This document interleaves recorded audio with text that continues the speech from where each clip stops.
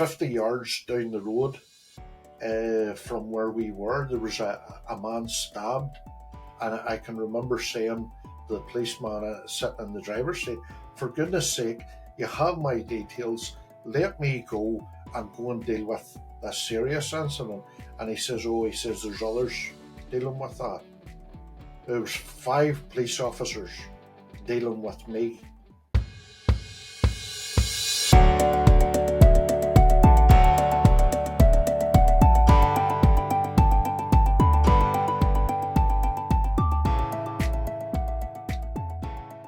Hello and welcome to another edition of the Evangelical Times podcast. My name is Mike Judge. I'm the editor of ET.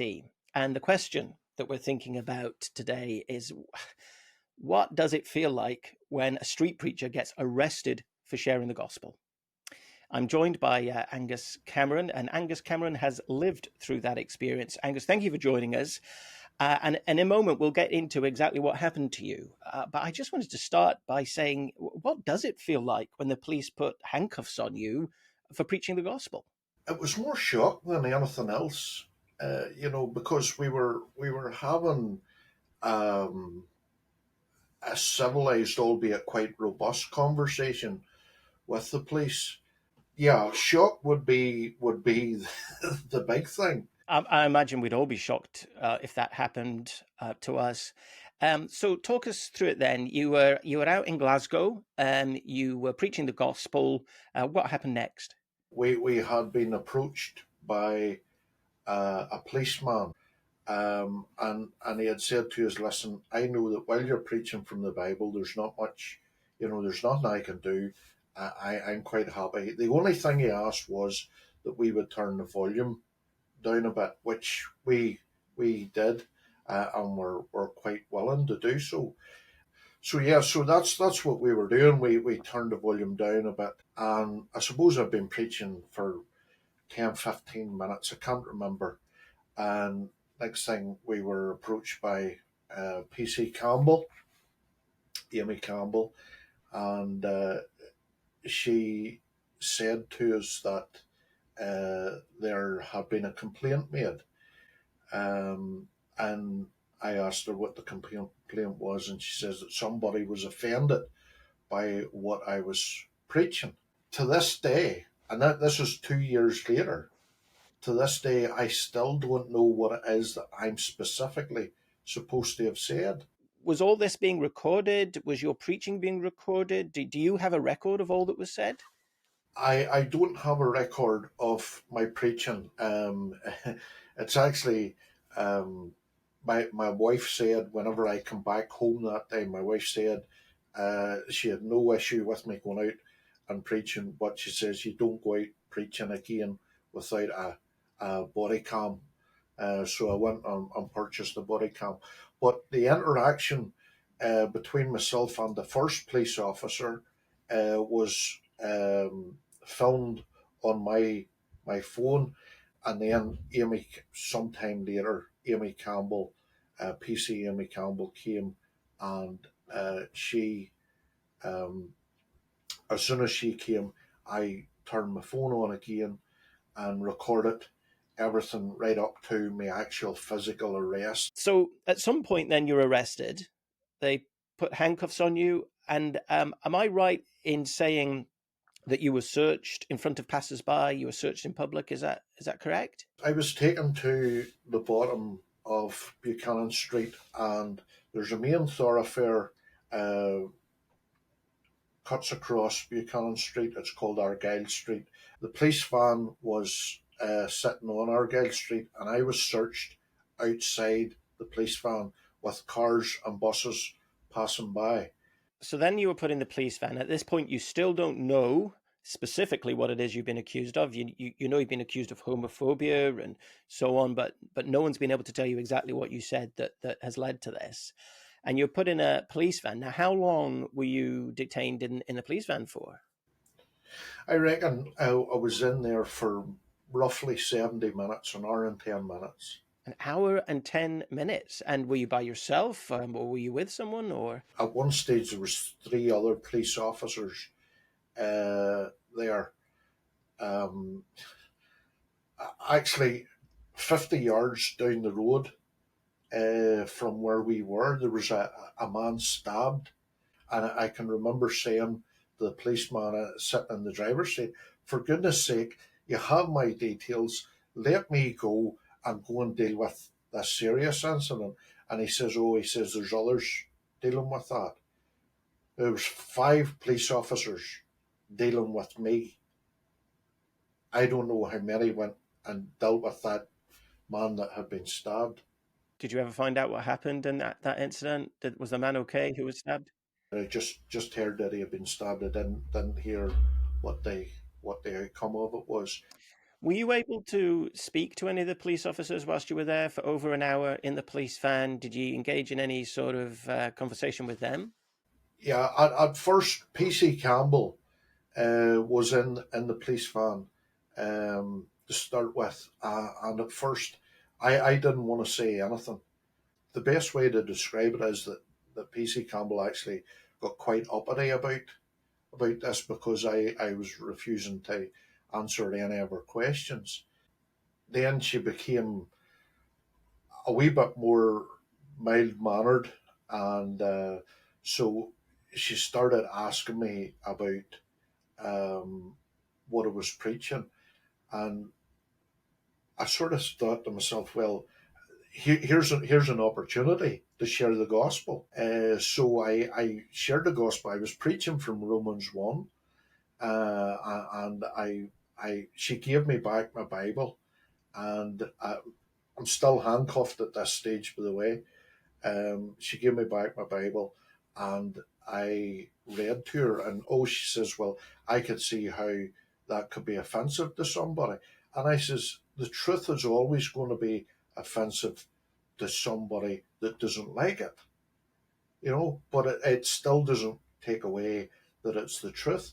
And whenever Were you were you were you handcuffed throughout that ordeal in the police van? um, I would say for the vast majority of it. And I and, was handcuffed. Wasn't handcuffed and for the full 70 minutes in the van, but I would certainly say for a good hour of it, yes.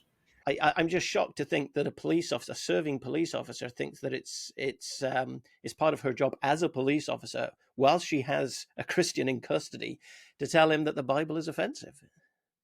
Yeah, well, that was what she said. The only conclusion that I can come to is that she had received a complaint and she wasn't interested in investigating the truth, and that's quite clear from um, the full videos that I have, not just the clips that's on YouTube, but the full videos that I have. She wasn't interested in investigating any so-called crime.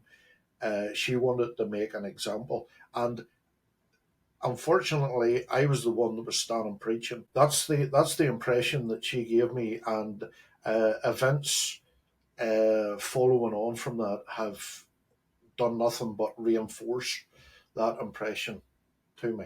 I think it's fair to say that she probably had a different view of the events, but in any case, regardless, what led to your release? Because you weren't taken to a police station, you were taken into the van. Was she speaking to anyone higher up, a more senior police officer, about how to handle this, or what was going on? How did your release from the police van eventually come about? She certainly appeared to be communicating with somebody, and I don't know what come back, but she says, I'm not going to take you down to custody.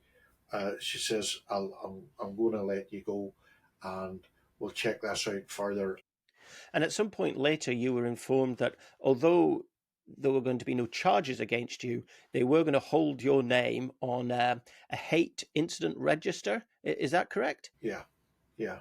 This non-crime hate incident had been recorded against my name, and that was that was basically it. I was on this register, and I was furious.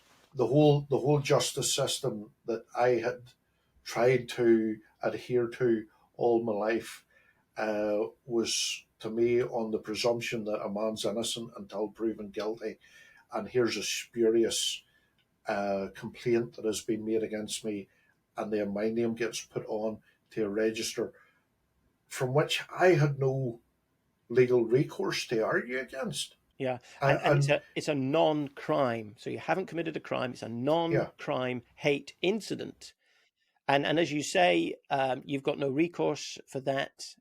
Although it turns out you did, and you took action. But we'll come to that in a moment. But I think lots of people have had their names taken and added to hate crime incident registers as well. How does that feel? I imagine that would feel quite intimidating to know that your name is on a police record somewhere. well, at the time I was pastor of a church, so. Here in Scotland, we have Disclosure Scotland, who is the body that looks after um, PVG checks, as we call them, protection of vulnerable groups. I think it's CBR checks is the equivalent down in England. Um, so, as a pastor, I needed to have a PVG clearance because it was working with the elderly and working with children and working with vulnerable people. So that could have impacted my job at that stage. Um, since then, I'm now working for driving a bus, um, and my job includes working with young people driving the bus, and that could have impacted that. Well, apart from the principle of just the police holding register of people who haven't committed crimes, there is the very practical impact on you and on your work. You work first as a pastor, then as a bus driver, and in many other areas of life, I'm sure, where these things are relevant. I think these non-crime hate incidents that are recorded, certainly those that would be recorded in similar circumstances to my own, it's lazy policing. Amy Campbell point blank refused to take any statements from those that were with me. So she wasn't interested in listening to witnesses who were on hand. I mean, she could have quietly taken them down the street and spoken to them confidentially. What did you hear? I've had this allegation. What did you hear? She could have done that, but she was not interested in looking at that. She was just going to take the allegation and move straight to putting the handcuffs on. Yeah, that's exactly what happened.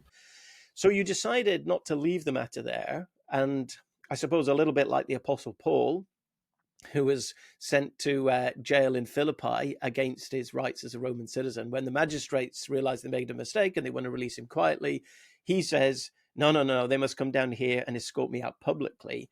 You decided also to take action and not just allow this to just pass away quietly. And you got in touch with the Christian Institute, and I believe that they gave you some legal assistance. Tell us about that. They were excellent in the advice and progressing this case. They done all the police act, the subject access requests and stuff from Police Scotland, and Police Scotland, whenever our solicitor and Police Scotland solicitors were in contact with one another, they were adamant and they were taking PC Campbell's statement as truth. It said that I had been quite aggressive, acting in a very aggressive and manner, and that's why they had to put the cuffs on me, that I was resisting everything. Never once did I resist arrest or make any suggestion that I was going to resist arrest. You were quite surprised then when you got the subject access request and you got the documents from the police and you saw their side of things. You thought, well, that's not how I remember it, and it was quite different to your own view of what took place.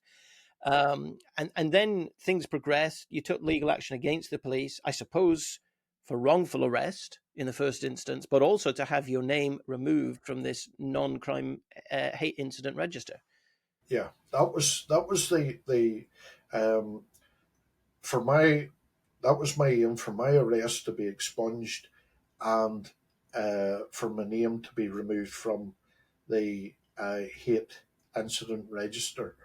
Um, when Police Scotland, I can always remember Sam saying that in his, or sorry, not Sam, Stuart Monroe, who was the solicitor, saying to us that when he contacted Police Scotland and they said that they were standing by Amy Campbell's um, statement, Stuart said to them, "Have you actually looked at the videos that we sent you?" And whenever it came back, it must have been as soon as Police Scotland solicitor had seen the videos, and right away they offered to settle them. So after they saw the video footage of what actually happened, they offered to settle, and they did settle. And I believe that they were willing to pay your legal costs and also some costs, some damages, which I understand that you've given back to the Christian Institute's Legal Defence Fund. Yeah, I was awarded £5,500 compensation plus £9,400 legal costs. And I never seen a penny of that because I instructed my solicitor that was to go to the Christian Institute. It wasn't that I was being the big guy or look at me or anything like that. It never was about money. It was the fact that my name was cleared. I had been wrongly accused. My name was cleared. And I take what you say about the this not being about the money, this being about clearing your name and about the principle. But I would say the fact that they have paid out this money shows the fact that they accept that the way you were treated was wrong. It was unjust, and I understand from what I've heard that other street preachers in Scotland have said that Police Scotland, since your incident and since your legal action, they have been a lot more accommodating of street preachers. Is that what you're hearing? That's exactly what I'm hearing. The group of men that I was with that day, they would generally be out in the streets of Glasgow every week, and they have said that from that time, and even more so from uh, my name was cleared, they have had um, they've had contact with the police, but the police haven't been as bullish, dare I say, in trying to shut them down. They seem to have backed off, which is one of the good things that has come out of this. And I said that to Sam at the time that if my case brought greater freedoms for the gospel in Scotland as a whole, then it was worth it. Absolutely, And absolutely. you know, And so the case has been settled now. Um, I think a lot of Christians would hope that Police Scotland might look at some of their training of their police officers, might look at some of their policies.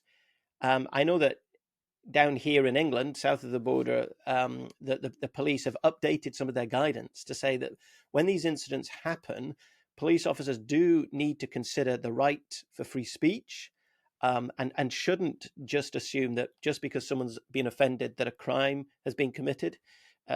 There's also been a lot of discussion about reforming the whole idea of recording non-crime hate incidents. Would you welcome that in Scotland as well? yeah, absolutely. Whenever you whenever you see the whole mess of what happened to me, then there's something badly wrong at the very heart of the system. I do think they need to take a long, hard look so that these situations are as avoidable as possible. Well, Angus, thank you. Thank you so much for sharing your story. Mike, if I may, just in closing, thank you for the opportunity to be able to share my story with your listeners. Um, but if I may, could I say, if anybody can support the Christian Institute in any way, even praying for them, if you can't support them financially, pray for them. The work that they do is absolutely sterling. work. I knew that long before my case, but I have seen it firsthand, and I couldn't sing their praises enough. But thank you, nevertheless, for this opportunity today.